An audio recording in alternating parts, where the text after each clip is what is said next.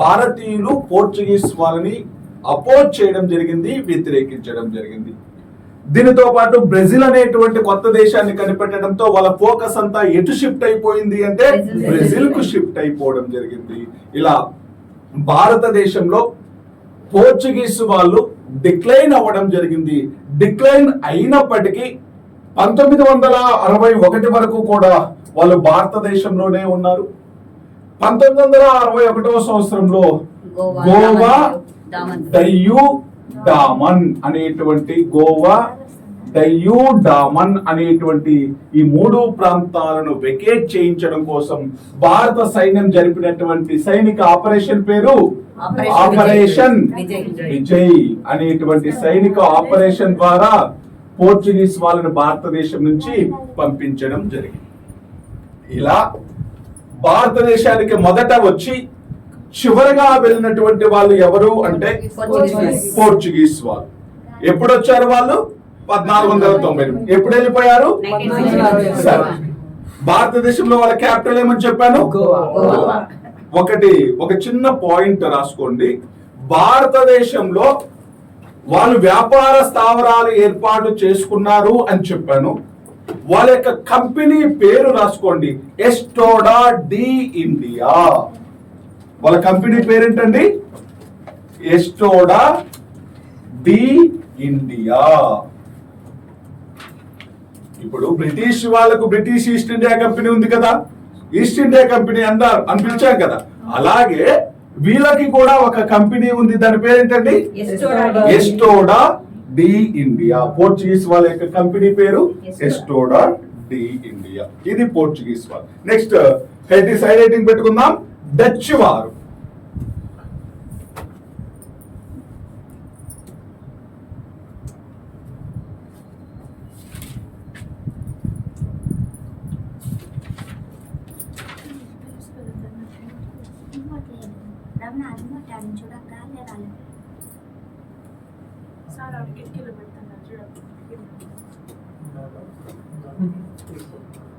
Dutch వాళ్ళని ఏమని పిలిచామమ్మా?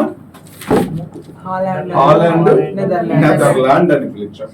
ఇప్పుడు చూడండి, భారతదేశంతో వ్యాపారం చేసుకోవడం కోసం డచ్ వాళ్ళు ఏర్పాటు చేసుకున్నటువంటి కంపెనీ పేరు Dutch East India Company. Company పేరేంటండి? Dutch East India company.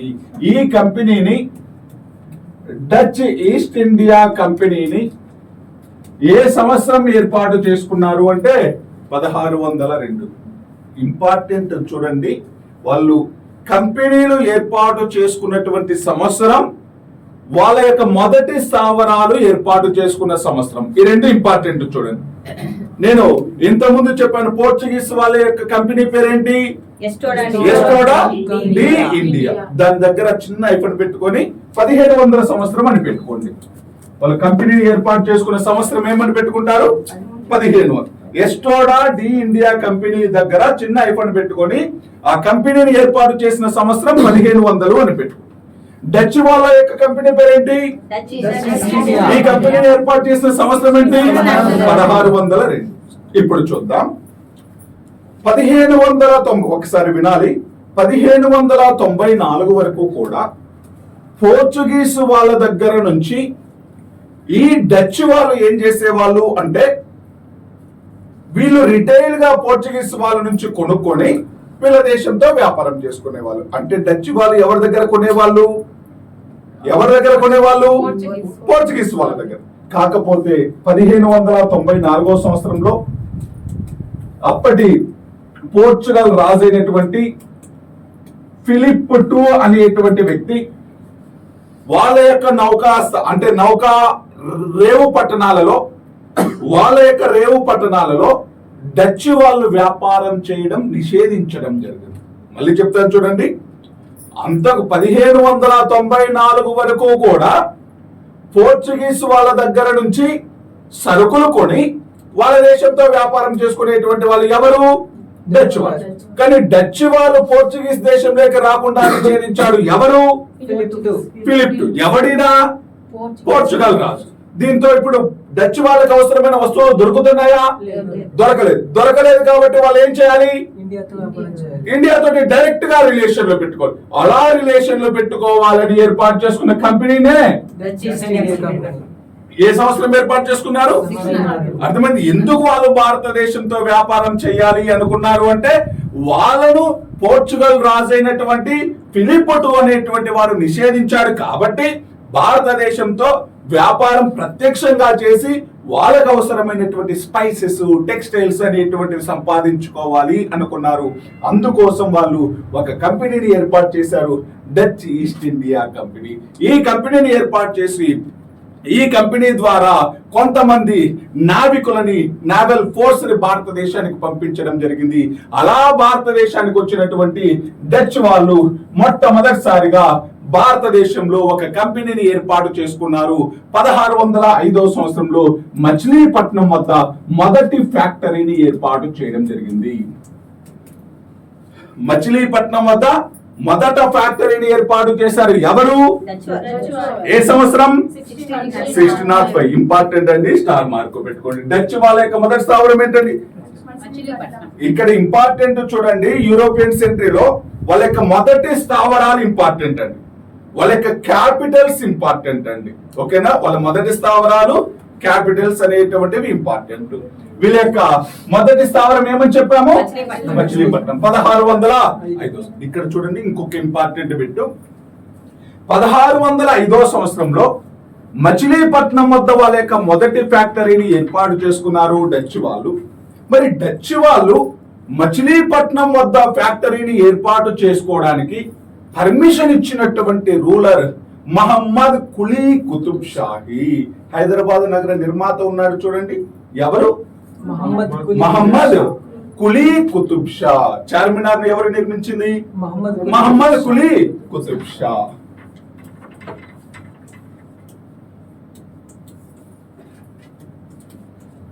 ఇది కూడా ఇంపార్టెంట్, ఏపీ హిస్టరీలో ఇంపార్టెంట్ అండి. భారతదేశంలో డచ్ వాళ్ళ యొక్క మొదటి ఫ్యాక్టరీ మచిలీపట్నం వద్ద 1605వ సంవత్సరంలో ఏర్పాటు చేసుకున్నారు. ఎవరి యొక్క అనుమతితో అంటే మహమ్మద్ కులీ కుతుబ్ షాహీ. మహమ్మద్ కులీ కుతుబ్ షాహీ అనేటువంటి రాజు యొక్క అనుమతితోటి మొదటి ఫ్యాక్టరీని ఏర్పాటు చేసుకున్నారు. తర్వాత 1610వ సంవత్సరంలో పులికాట్ వద్ద వాళ్ళ యొక్క ఫ్యాక్టరీని ఏర్పాటు చేసుకోవడం జరిగింది. 1605లో మచిలీపట్నం, 1610లో పులికాట్ వద్ద, 1641వ సంవత్సరంలో భీమునిపట్నం అంటే ప్రజెంట్ భీమిలి అండి, భీమిలి ప్రజెంట్ భీమిలి. 1641లో భీమునిపట్నం. దీనితో పాటు నిజాంపట్నం,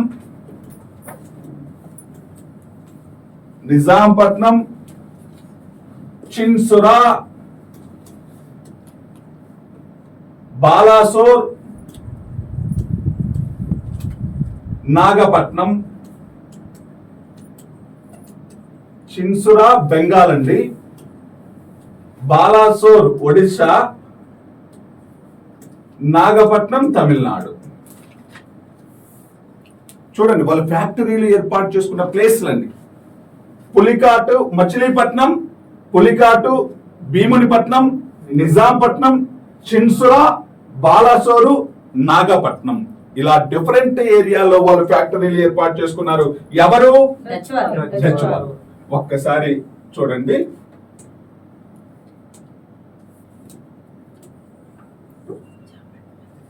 పులికాట్ ఎక్కడ ఉండింది? తమిళనాడుకి, ఏపీకి బోర్డర్ లో ఉంది. ఓకేనా? మచిలీపట్నం ఎక్కడ ఉండింది? ఏపీలో ఉంది. నిజాంపట్నం ఎక్కడ ఉంటది? ఏపీలో, రేపల్ల దగ్గర ఉండేటువంటిది అది. నెక్స్ట్ చిన్సురా ఎక్కడన్నాను? బెంగాల్ అన్నా. నెక్స్ట్ బాలాసోర్ ఎక్కడన్నాను? ఒడిస్సా. నాగపట్నం ఎక్కడన్నాను? చూడండి వాళ్ళ స్థావరాలన్నీ కూడా ఎటువైపు ఉన్నాయి? ఓకేనా? ఒకసారి ఇట్లా చూడండి, వాళ్ళ స్థావరాలన్నీ కూడా ఎక్కడున్నాయి? నేను ఇంత ముందు చెప్పాను మార్నింగ్ తూర్పు సైడ్ దేనికి ఫేమస్? టెక్స్టైల్. టెక్స్టైల్స్ కు ఫేమస్, వస్త్రాలకు బాగా ఫేమస్. ఏ వస్త్రాలు అని చెప్పాను? కాటన్ టెక్స్టైల్స్, నూలు వస్త్రాలకు ప్రసిద్ధి చెందింది తూర్పు భారతదేశం అనేటువంటి. ఇప్పుడు డచ్ వాళ్ళకు కావలసినవి ఏంటి? Spices, textiles. కాకపోతే డచ్ వాళ్ళు భారతదేశం కంటే కూడా దేని మీద ఫోకస్ చేశారు అంటే ఇక్కడ ఉండేటువంటి ఇండోనేషియా. దేని మీద ఫోకస్ చేశారండి? ఇండోనేషియా దేనికి ఫేమస్ అంటే స్పైసెస్ కి బాగా ఫేమస్. ఇండోనేషియా దేనికి ఫేమస్? సుగంధ ద్రవ్యాలకు బాగా ప్రసిద్ధి చెందింది. అంటే డచ్ వాళ్ళకి అవసరమైన సుగంధ ద్రవ్యాలు ఎక్కడి నుంచి తెచ్చుకుంటుంది? ఇప్పుడు వాళ్ళకి కావాల్సిందేంటి? వస్త్రాలే కదా. అందుకని వస్త్రాల కోసం భారతదేశం మీద డిపెండ్ అయింది, సుగంధ ద్రవ్యాల కోసం ఇండోనేషియా మీద డిపెండ్ అయ్యింది. భారతదేశం ఎలాగైతే బ్రిటిష్ వాళ్ళ నుంచి స్వతంత్రం తెచ్చుకుందో, ఇండోనేషియా ఎవరి నుంచి స్వతంత్రం తెచ్చుకుంది? డచ్ వాళ్ళు. 1950లో ఇండోనేషియాకి స్వతంత్రం ఎవరిచ్చారు? డచ్ వాళ్ళు. మనకెవరిచ్చారు స్వతంత్రం? బ్రిటిష్ వాళ్ళు. అలాగే డచ్ వాళ్ళు ఎవరి నుంచి స్వతంత్రం సంపాదించుకున్నారు? డచ్ వాళ్ళు కాదు, ఇండోనేషియా వాళ్ళు ఎవరి నుంచి స్వతంత్రం సంపాదించుకున్నారు? డచ్ వాళ్ళ నుంచి. అంటే 1950 వరకు కూడా ఇండోనేషియా ఎవరి కంట్రోల్లో ఉంది? డచ్ వాళ్ళ కంట్రోల్. డచ్ వాళ్ళు ఇండోనేషియాను వేటి కోసం ఆధారపడ్డారు? స్పైసెస్. భారతదేశం మీద ప్రధానంగా దేనికోసం డిపెండ్ అయ్యారు? వస్త్రాల కోసం డిపెండ్ అవ్వడం జరిగింది. భారతదేశంలో డచ్ వాళ్ళ యొక్క ప్రధాన కేంద్రం, హెడ్ క్వార్టర్ ఏంటి అంటే పులికాట్. పులికాట్ వద్ద ఎప్పుడు స్థావరం ఏర్పాటు చేశారని చెప్పాను? 1610వ సంవత్సరంలో. భారతదేశంలో డచ్ వాళ్ళ యొక్క ప్రధాన స్థావరం ఏంటండి? పులికాట్ అని. 1690వ సంవత్సరంలో రాజధానిని, హెడ్ క్వార్టర్ ని పులికాట్ నుంచి నాగపట్నానికి షిఫ్ట్ చేయడం జరిగింది. పులికాట్ నుంచి నాగపట్నానికి ఎవరు షిఫ్ట్ చేశారు అంటే వాన్ రీడ్ అనేటువంటి డచ్ గవర్నర్. మళ్ళీ చెప్తాను చూడండి. భారతదేశంలో ఈ డచ్ వాళ్ళ యొక్క ప్రధాన వ్యాపార కేంద్రం ఏంటి అంటే పులికాట్. ఎప్పటి వరకు? Up to 1690. 1690 తర్వాత ఎక్కడికి షిఫ్ట్ చేశారు? హెడ్ క్వార్టర్ ని నాగపట్నానికి షిఫ్ట్ చేయడం జరిగింది. ఎవరు షిఫ్ట్ చేశారు? వాన్ రీడ్ అనేటువంటి వ్యక్తి. ఎవరు షిఫ్ట్ చేశారండి? Van read. యాక్చువల్ గా ఇంతకుముందు మీకు పోర్చుగీస్ వాళ్ళ యొక్క గవర్నర్ల గురించి చెప్పింటాను. అదే విధంగా తర్వాత బ్రిటిష్ వాళ్ళ యొక్క గవర్నర్ల గురించి కూడా మనకు చాలా మంది తెలుసు కదా. లార్డ్ రిప్పన్ లాంటి వాళ్ళు, విలియం బెంటింగ్ లాంటి వాళ్ళు, కారన్ వాలిస్ లాంటి వాళ్ళు, వాళ్ళందరూ. కానీ డచ్ వాళ్ళకి ఎటువంటి గవర్నర్ సిస్టమ్ లేదు. ఎందుకని అంటే వాళ్ళ యొక్క మెయిన్ ఫోకస్ దేని మీద ఉంది? ఇండోనేషియా. అక్కడ ఎవరైతే గవర్నర్లుగా అపాయింట్ చేశారో వాళ్ళే భారతదేశంలో కూడా అడ్మినిస్ట్రేషన్ చూసేటువంటి వాళ్ళు. అందుకని సపరేట్ గా భారతదేశం కోసం గవర్నర్లను అపాయింట్ చేయలేదు. ఎవరు? డచ్ వాళ్ళు. అలా భారతదేశంలో భారతదేశంపై మెయిన్ గా వస్త్రాల కోసం డిపెండ్ అయ్యారు. ఎవరు అంటే డచ్ వాళ్ళు. సుగంధ ద్రవ్యాల కోసం ఇండోనేషియా పైన డిపెండ్ అవ్వడం జరిగింది. ఇండోనేషియా పైన ఎక్కువ ఆధిపత్యం చెలాయించినటువంటి వాళ్ళు డచ్ వాళ్ళు. ఈ డచ్ వాళ్ళ నుంచి స్వతంత్రాన్ని సంపాదించుకుంది ఇండోనేషియా. డచ్ వాళ్ళ యొక్క మొదటి ప్రధాన కేంద్రం పులికాటు నుంచి 1690లో హెడ్ క్వార్టర్ ని నాగపట్నానికి షిఫ్ట్ చేయడం జరిగింది. మరి ఈ డచ్ వాళ్ళు భారతదేశంలో ఎలా ఎండ్ అయిపోవడం జరిగింది, వాళ్ళ యొక్క పతనం అనేటువంటిది ఎలా స్టార్ట్ అయింది, ఎలా భారతదేశం నుంచి వీళ్ళు వెళ్ళిపోయారు అంటే వీళ్ళ యొక్క అంతానికి ప్రధానమైనటువంటి యుద్ధం ఏంటి అంటే, ప్రధానమైనటువంటి కారణం ఏంటి అంటే 1759వ సంవత్సరంలో జరిగినటువంటి బదేరా లేకపోతే చిన్సురా అనేటువంటి యుద్ధం. ఇంపార్టెంట్ అండి, స్టార్ మార్క్ పెట్టుకోండి.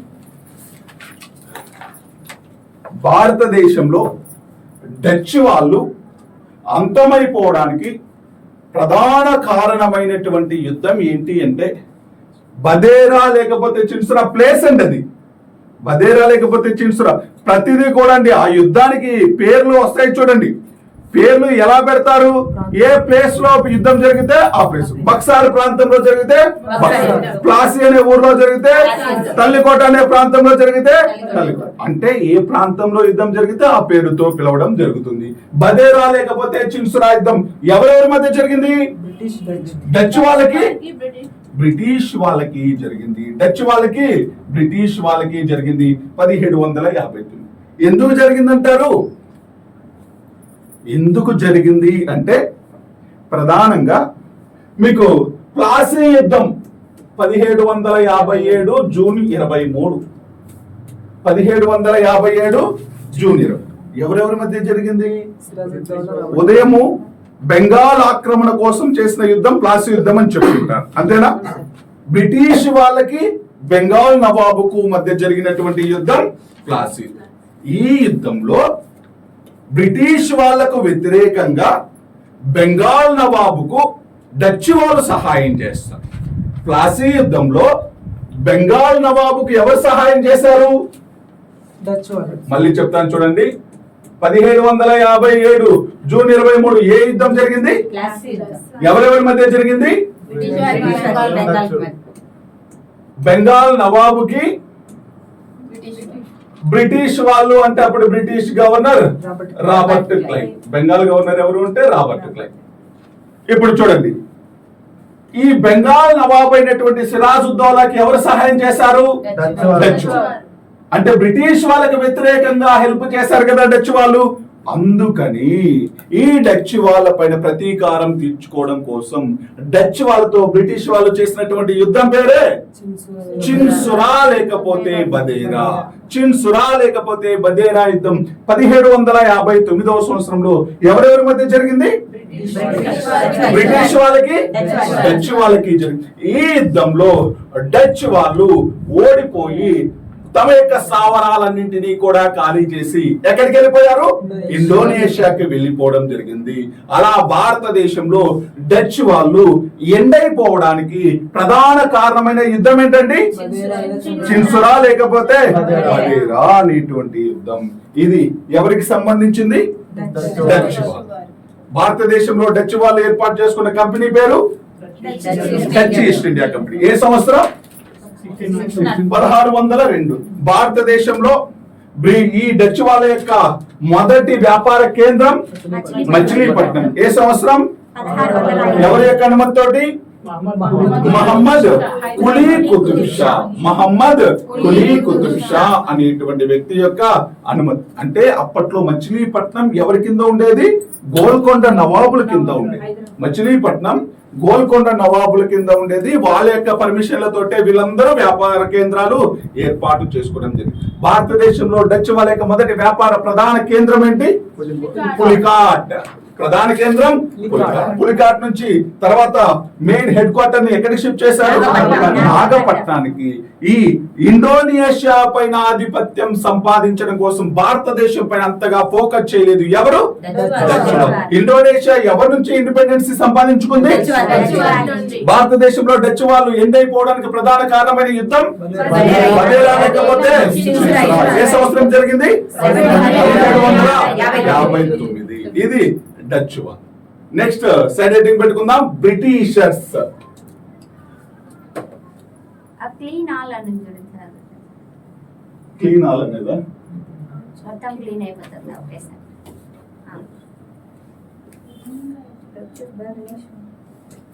నెక్స్ట్ అండి బ్రిటిషర్స్. ఇది కొంచెం ఎక్కువ ఉంటుంది మ్యాటర్. కొంచెము కాన్సన్ట్రేషన్ పెట్టి వినండి. ఇక్కడ నుంచి క్వశ్చన్స్ రావడానికి అవకాశం ఉంటుంది. చూద్దాం. యాక్చువల్ గా బ్రిటిషర్స్ అంటే రవి అస్తమించినటువంటి సామ్రాజ్యాన్ని స్థాపించినటువంటి వాళ్ళు. అంటే రవి అస్తమించిన సామ్రాజ్యము అంటే అంత పెద్ద సామ్రాజ్యాన్ని ఏర్పాటు చేశారు. ఎక్కడ చూసినా సూర్యోదయం కనిపిస్తా ఉంటది. అందుకే రవి అస్తమించినటువంటి సామ్రాజ్యం అని అంత పెద్ద సామ్రాజ్యాన్ని ఏర్పాటు చేసిన వాళ్ళు.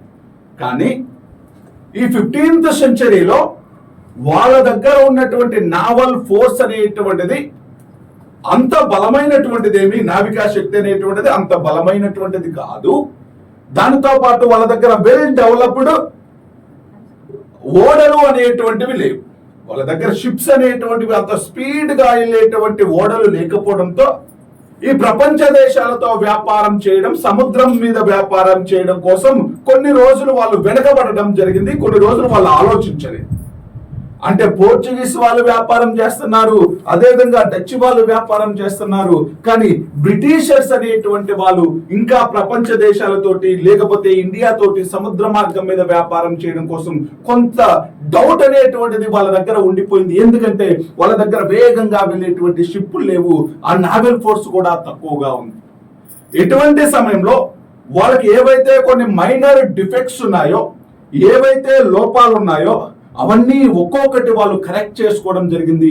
వాళ్ళ యొక్క నావల్ ఫోర్స్ ను స్ట్రెంగ్తెన్ చేసుకున్నారు, స్పీడ్ గా ఉండేటువంటి బోట్లను తయారు చేసుకోవడం జరిగింది.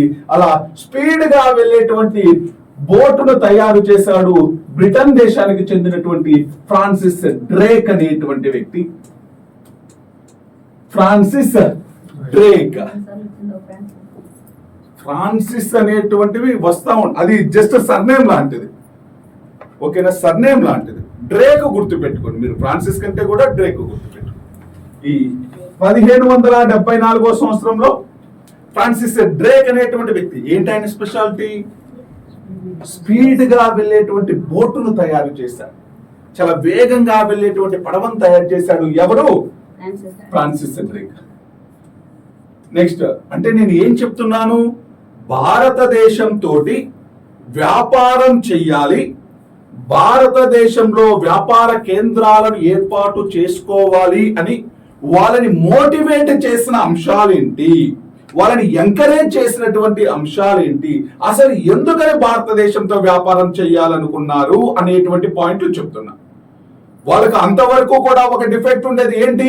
స్పీడ్ గా వెళ్ళేటువంటి బోట్లు లేవు. ఇప్పుడు ఎవరు తయారు చేశాడు? దాంతో పాటు భారతదేశానికి సంబంధించినటువంటి కరెక్ట్ ఇన్ఫర్మేషన్ వాళ్ళ దగ్గర లేదు. అటువంటి టైంలో రాల్స్ ఫిల్స్ అనేటువంటి ఒక బ్రిటిష్ జాతీయుడిని 1783 సంవత్సరంలో రాల్స్ ఫిల్స్ అనేటువంటి ఒక బ్రిటిష్ జాతీయుడిని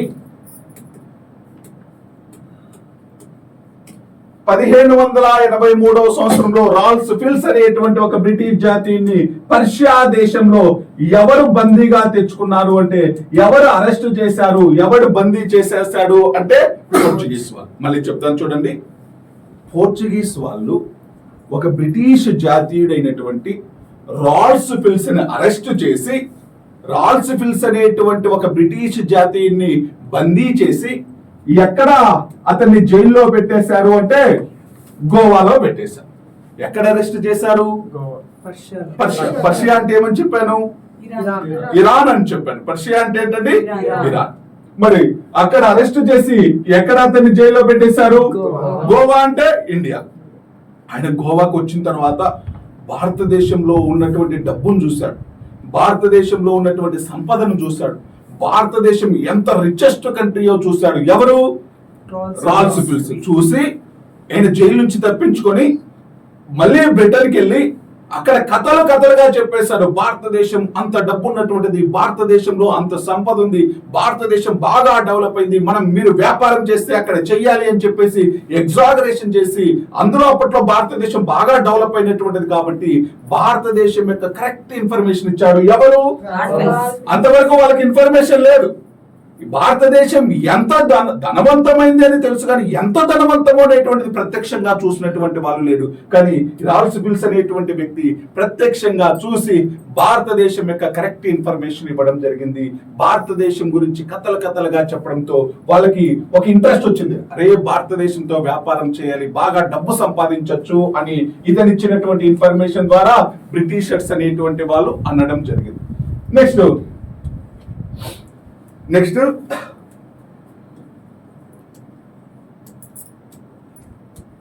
వాన్ లిన్స్ కొటేన్ అనేటువంటి వ్యక్తి, వాన్ లిన్స్ కొటేన్ డచ్ దేశానికి సంబంధించినటువంటి వ్యక్తి.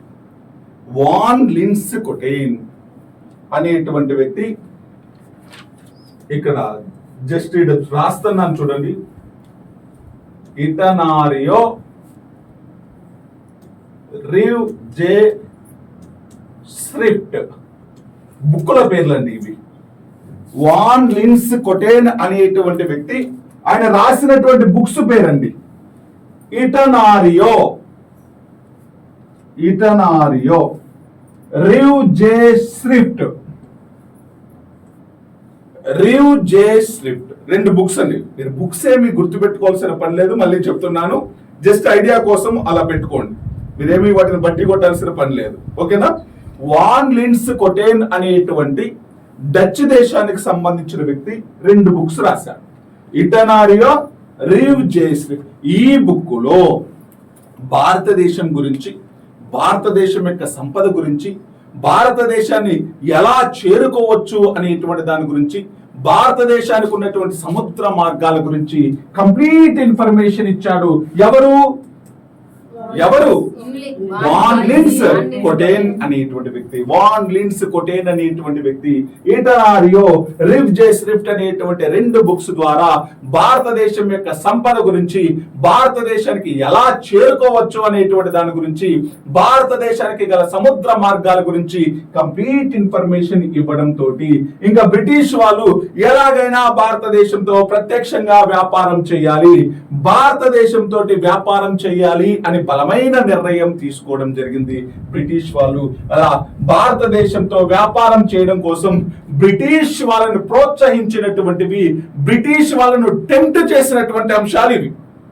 వాళ్ళకి భారతదేశం యొక్క కరెక్ట్ ఇన్ఫర్మేషన్ దొరికింది, భారతదేశానికి ఎలా చేరుకోవచ్చు అనేటువంటి సముద్ర మార్గాలు ఎక్కడెక్కడి నుంచి వెళ్తే ఏ ఏ ప్రాంతాలను చేరుకోవచ్చు అనేటువంటి ఇన్ఫర్మేషన్ దొరికింది, భారతదేశం దేనికి ఫేమస్, ఎంత డబ్బు ఉంది అనేటువంటి కరెక్ట్ ఇన్ఫర్మేషన్ రావడం తోటి ఇంకా భారతదేశంతో వ్యాపారం చేయాలి అని నిర్ణయించుకున్నారు బ్రిటిష్ వాళ్ళు. అలా వ్యాపారం చేయాలి అని నిర్ణయించుకొని కొంతమంది బాగా ఇంట్రెస్ట్ ఉన్నటువంటి కొంతమంది బ్రిటిష్ దేశానికి సంబంధించినటువంటి వ్యాపారస్తులు ఒక కంపెనీని ఏర్పాటు చేసుకొని బ్రిటన్ రాణి దగ్గరికి వెళ్ళారు. అమ్మా, మేము భారతదేశంతో వ్యాపారం చేయాలి అనుకుంటున్నాం, మీరు మాకు పర్మిషన్ ఇవ్వండి అని చెప్పేసి బ్రిటన్ రాణి దగ్గరికి వెళ్ళడం తోటి, అప్పుడు బ్రిటన్ రాణి ఎవరు అంటే ఎలిజబెత్ వన్.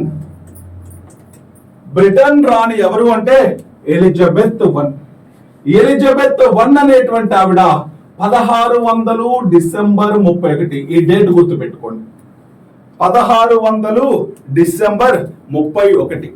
ఈ 1600 డిసెంబర్ 31వ తేదీన కొంతమంది బ్రిటిష్ వ్యక్తులు ఏర్పాటు చేసుకున్నటువంటి ఈస్ట్ ఇండియా కంపెనీ, దాని పేరు British East India company.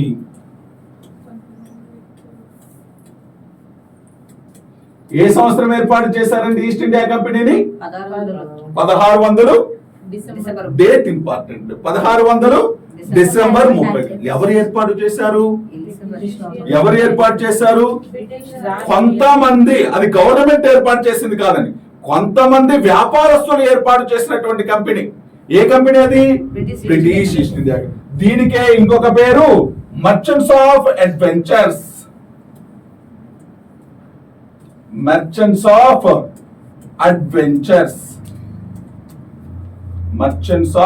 Adventure. దీనికి John Company. Merchants of adventure, దానికే జాన్ కంపెనీ. అంటే కొంతమంది బ్రిటిష్ వ్యక్తులు, కొంతమంది బ్రిటిష్ వ్యాపారస్తులు భారతదేశంతో వ్యాపారం చేయడం కోసం, భారతదేశంతో అనకుండా తూర్పు దేశాలతో వ్యాపారం చేయడం కోసం, ఒక భారతదేశమే కాదు వాళ్ళకు తూర్పున ఉండేటువంటి దేశాలతో వ్యాపారం చేయడం కోసం ఒక కంపెనీని ఏర్పాటు చేసుకున్నారు. దాని పేరేంటండి? బ్రిటిష్ ఈస్ట్ ఇండియా కంపెనీ, లేకపోతే మర్చెంట్స్ ఆఫ్ అడ్వెంచర్స్. దీనికి ఇంకొక పేరు జాన్ కంపెనీ. మరి ఈ కంపెనీని ఏర్పాటు చేసుకుని ఎలిజబెత్ రాణి పర్మిషన్ కోసం వెళితే, ఎలిజబెత్ రాణి ఏ రోజు పర్మిషన్ ఇచ్చింది? 1600. ఇంతకుముందు డచ్ వాళ్ళు ఏ సంవత్సరం కంపెనీని ఏర్పాటు చేసుకున్నారు? 1602 డచ్ ఈస్ట్ ఇండియా. అంతకుముందు పోర్చుగీస్ వాళ్ళు ఏ సంవత్సరం కంపెనీని ఏర్పాటు చేసుకున్నారు? 1700. ఎస్టోడా డి ఇండియా. అదేవిధంగా బ్రిటిష్ వాళ్ళు ఏ సంవత్సరం కంపెనీని ఏర్పాటు చేసుకున్నారు అంటే డచ్ వాళ్ళ కంటే ముందే వీళ్ళే కంపెనీని ఏర్పాటు చేశారు. చూడండి, 1600 డిసెంబర్ 31వ తేదీన బ్రిటిష్ వాళ్ళు ఫామ్ చేసిన కంపెనీ ఏంటి అంటే ఫామ్ చేసిన కంపెనీ అంటే ఫామ్ చేశారు. దానికి ఎలిజబెత్ రాణి పర్మిషన్ ఇచ్చిన రోజు ఇది 1600 డిసెంబర్ 31. ఎప్పుడైనా కూడా ఎగ్జామ్ లో క్వశ్చన్ అడిగారు అనుకోండి, బ్రిటిష్ వాళ్ళు కంపెనీని ఏర్పాటు చేసుకున్న సంవత్సరం అంటే ఏం చెప్పాలి? 1600 డిసెంబర్ 31. ఎవరు ఆ కంపెనీకి పర్మిషన్ ఇచ్చింది? ఏమని పర్మిషన్ ఇచ్చింది అంటే 15 సంవత్సరాలు మీరు తూర్పు దేశాలతోటి వ్యాపారం చేసుకోవచ్చు. వ్యాపారం కూడా ఎలా చేసుకోవచ్చు అంటే you have the monopoly rights, అంటే గుత్తాధిపత్య హక్కులు కల్పిస్తున్నాం. ఎన్ని సంవత్సరాలు? ఎవరికి కల్పిస్తున్నాం? ఈస్ట్ ఇండియా కంపెనీకి. ఎన్ని సంవత్సరాలు గుత్తాధిపత్య హక్కులు? 15. అంటే గుత్తాధిపత్యము అంటే పవర్స్ అన్ని కూడా ఒకరి చేతిలోనే ఉండడం. అంటే తూర్పు దేశాలతో ఇప్పుడు ఏ కంపెనీ మాత్రమే వ్యాపారం చేయాలి? East India. ఇంకా ఏ బ్రిటిష్ కంపెనీ వ్యాపారం చేయడానికి లేదు. అలా ఎలిజబెత్ రాణి 1600 డిసెంబర్ 31వ తేదీన ఈస్ట్ ఇండియా కంపెనీకి 15 సంవత్సరాలు మోనోపోలీ రైట్స్ ఇస్తూ పర్మిషన్ ఇవ్వడం జరిగింది. భారతదేశంతో పాటు తూర్పు దేశాలతో ఇప్పుడు ఎవరు మాత్రమే వ్యాపారం చేయాలి? ఈస్ట్ ఇండియా కంపెనీ మాత్రమే. ఇంకా ఏ బ్రిటిష్ వ్యక్తి అయినా చేయొచ్చా? ఏ బ్రిటిష్ కంపెనీ అయినా చేయొచ్చా? చేయకూడదు.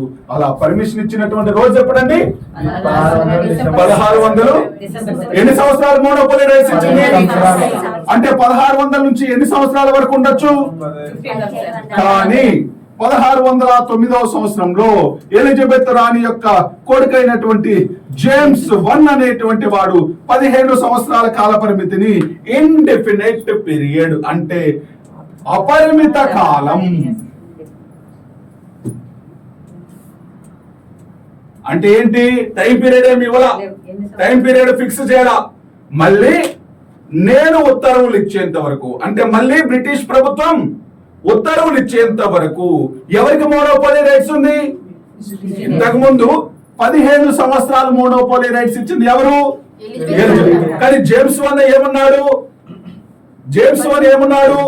అపరిమిత కాలం. మోనోపోలీ రైట్స్ అనేటువంటివి అపరిమిత మోనోపోలీ రైట్సే, కానీ దానికి ఏమైనా టైం పీరియడ్ ఉందా? లేదు. మళ్ళీ ఎప్పుడు రద్దు చేయొచ్చు? ప్రభుత్వం ఎప్పుడైనా రద్దు చేయొచ్చు. ప్రభుత్వం రద్దు చేసేంత వరకు కూడా ఎవరు మాత్రమే వ్యాపారం చేయాలి? అంటే టైం బౌండ్ ఏం ఫిక్స్ చేయాల. అపరిమిత కాలం మీరే వ్యాపారం చేసుకోండి.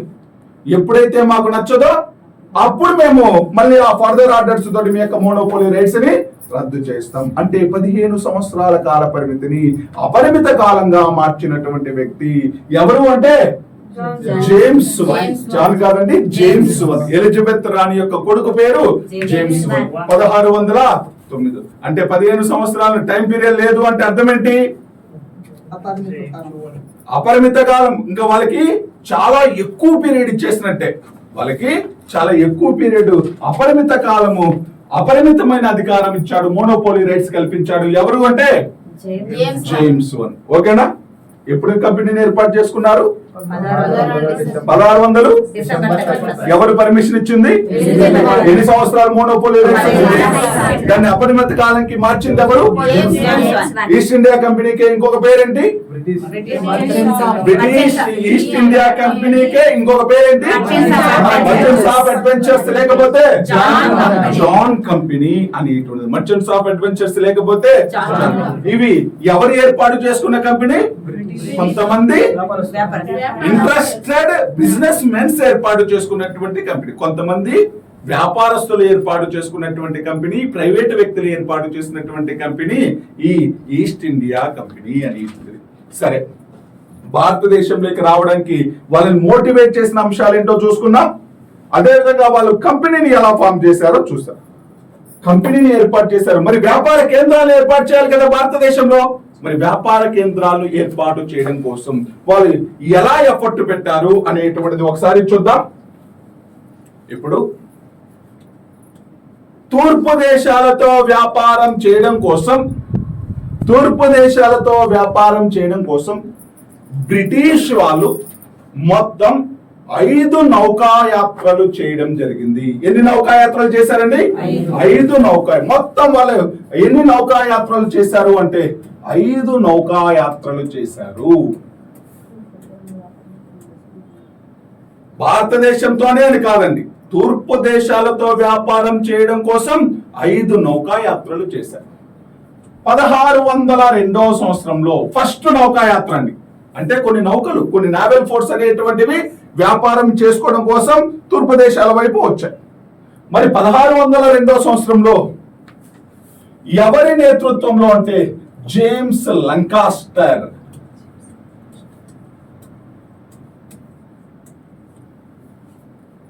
మొదటి నౌకాయాత్ర ఎవరి నాయకత్వంలో జరిగింది? జేమ్స్ లంకాస్టర్. మీరు ఇవన్నీ ఇదేమీ బైహార్ట్ చేయాల్సిన పని లేదు, బట్ జస్ట్ వినండి. నేనేం చెప్తున్నాను అంటే సబ్జెక్టు చెప్తాను, మనకి ఇంపార్టెంట్ అయినవి మధ్యలో 2 పాయింట్లు ఉంటాయి, అవి చెప్తాను. మొదటి నౌకాయాత్ర ఎవరి నాయకత్వంలో జరిగింది? ఈ నౌకాయాత్ర ఇండియాకు రాలేదు, ఇండోనేషియాకి వెళ్ళింది. ఈ నౌకాయాత్ర ఎక్కడికి వెళ్ళిందండి? ఇండోనేషియా. అంటే మొదటి నౌకాయాత్ర మనకేమన్నా అవసరమా? ఓకేనా? రెండో నౌకాయాత్ర కూడా 1602వ సంవత్సరంలోనే జరిగింది, హెన్రీ మిడిల్టన్ నాయకత్వంలో. హెన్రీ మిడిల్టన్ నాయకత్వం. ఇది కూడా ఎక్కడికి వెళ్ళింది? ఇండోనేషియా. అంటే మొదటి 2 నౌకాయాత్రలు ఎక్కడికి వెళ్ళాయండి? మొదటిది ఎవరి నాయకత్వం, ఎవరి లీడర్షిప్? రెండోది ఎవరి leadership? Henry Middleton. Henry Middleton నాయకత్వంలో జరిగింది. ఓకేనా? ఇవి 2 కూడా ఇండోనేషియా. ఆల్రెడీ ఇండోనేషియాలో ఎవరున్నారు? ఉన్నారు కదా ఇండోనేషియాలో. అంటే ఇప్పుడు ఆల్రెడీ ఇండోనేషియాలో డచ్ వాళ్ళు ఉన్నారు అంటే బ్రిటిష్ వాళ్ళు అక్కడికి వెళ్తే వాళ్ళిద్దరికి క్లాష్లు వస్తాయా లేవా? వస్తాయా? వాళ్ళిద్దరు ఇండోనేషియాలో కొట్టుకుంటారా? సరే, అది ఎలా కొట్టుకుంటారు అనేటువంటిది నెక్స్ట్ వస్తుంది. చూడండి, 1602వ సంవత్సరంలో 2 నౌకాయాత్రలు జరిగాయి. ఇప్పుడు 3వది 4వది మన ఇండియాకు వచ్చినటువంటి నౌకాయాత్రలు. ఇక్కడ చిన్న స్టార్ మార్క్ పెట్టుకోండి. 3వ నౌకాయాత్ర 1608వ సంవత్సరంలో విలియం హాకిన్స్. చాలా చాలా ఇంపార్టెంట్ అండి, విలియం హాకిన్స్. 1608. ఇది స్టార్ మార్క్ పెట్టుకొని రాసుకోండి, నేర్చుకోవాల్సినటువంటి బిట్. 1608వ సంవత్సరంలో ఎవరి లీడర్షిప్ కింద నౌకాయాత్ర జరిగింది? ఇది ఎక్కడికి వచ్చారు అంటే ఇండియాకు వచ్చారు. మరి విలియం హాకిన్స్ ఇండియాకు వచ్చినప్పుడు ఇండియాను రూల్ చేస్తున్నటువంటి రూలర్ జహంగీర్. ఎవరండి ఇండియాను రూల్ చేస్తున్నటువంటి రూలర్? ఎవరండి?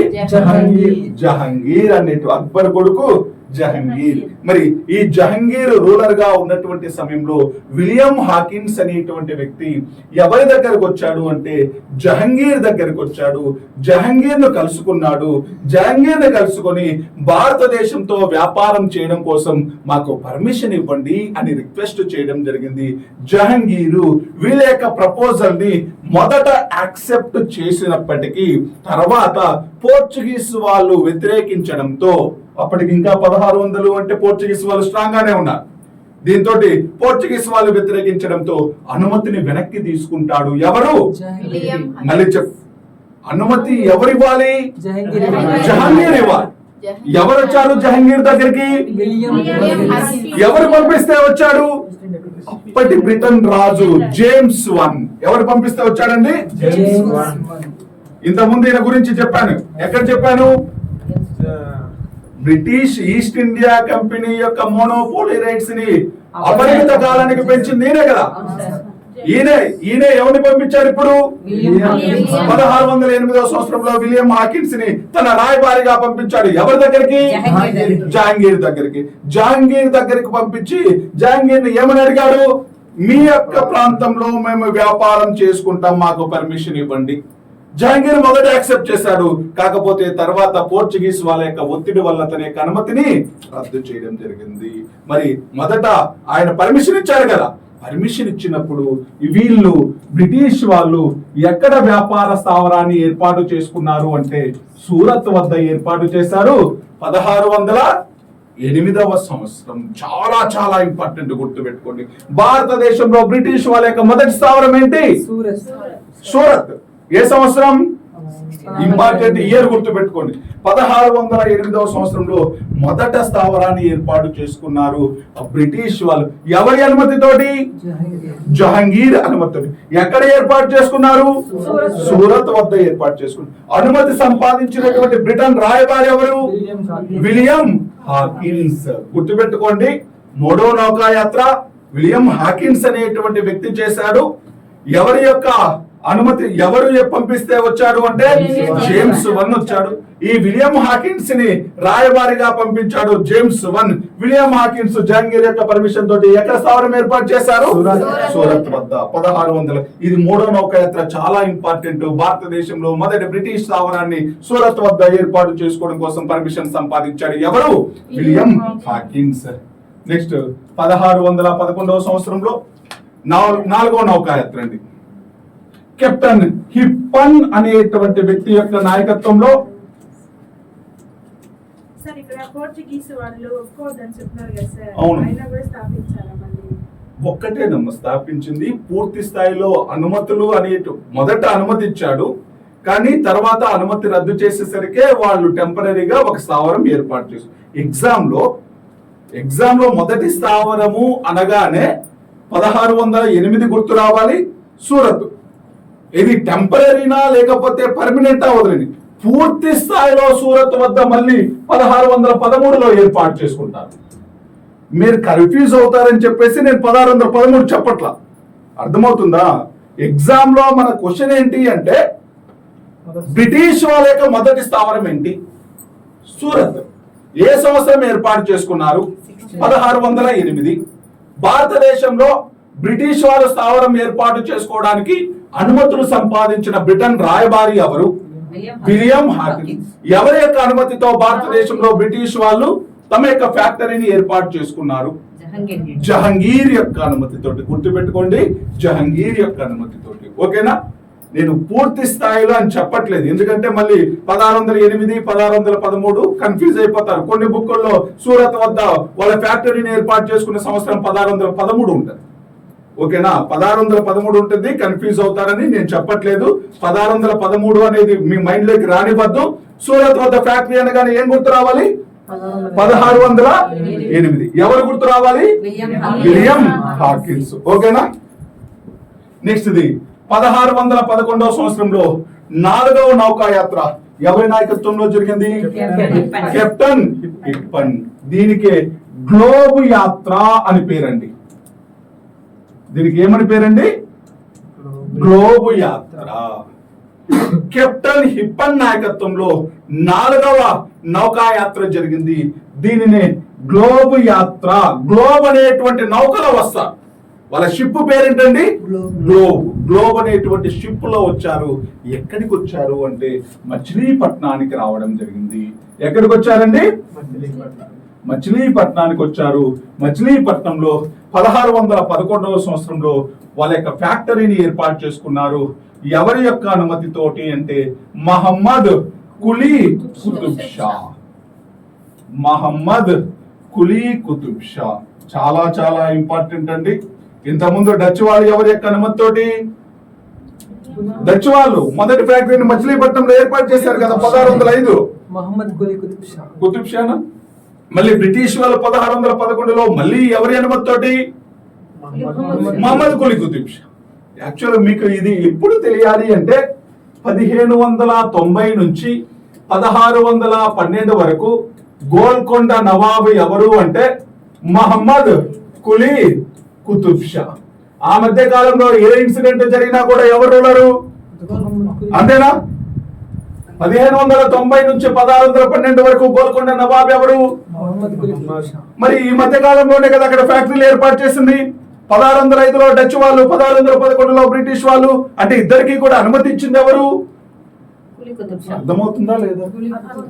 అర్థమవుతుంది కదా. మళ్ళీ ఒకసారి చూడండి. మహమ్మద్ కులీ కుతుబ్ షా ఎవరైనా?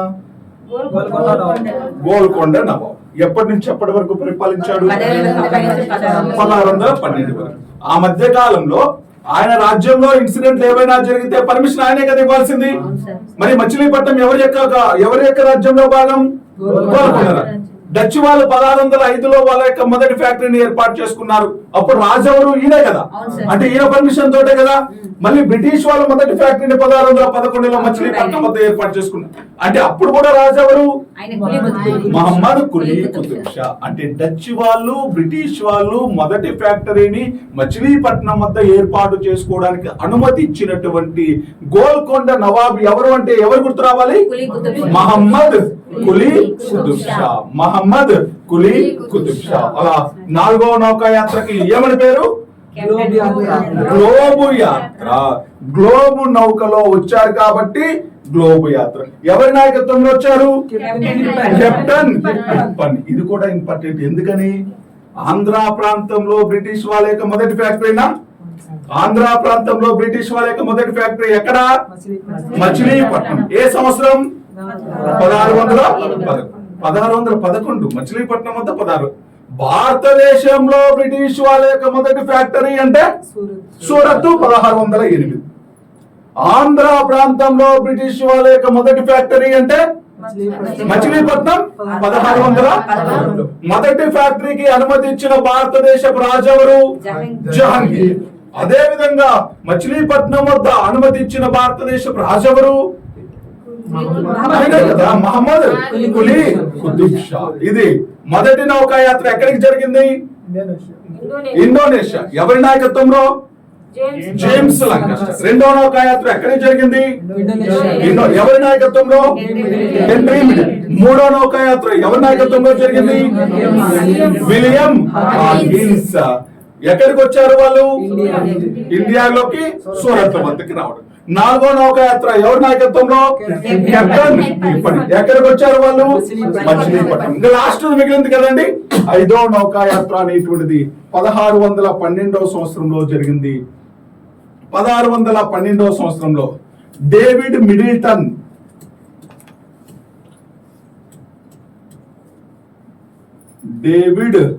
మిడిల్టన్ నాయకత్వంలో ఇండోనేషియాకి జరిగింది. అది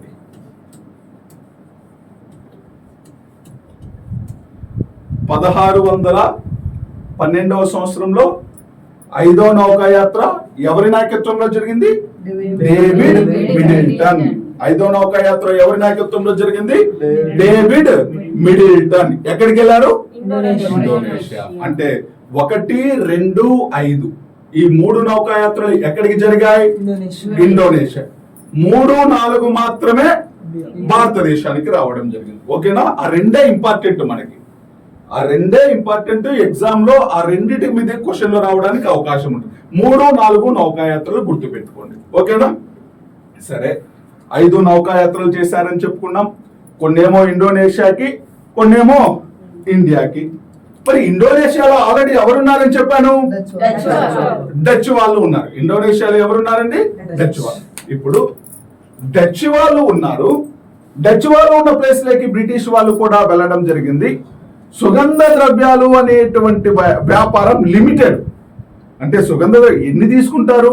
లిమిటెడ్ కదా, కొంత పరిమితంగా ఉంటది.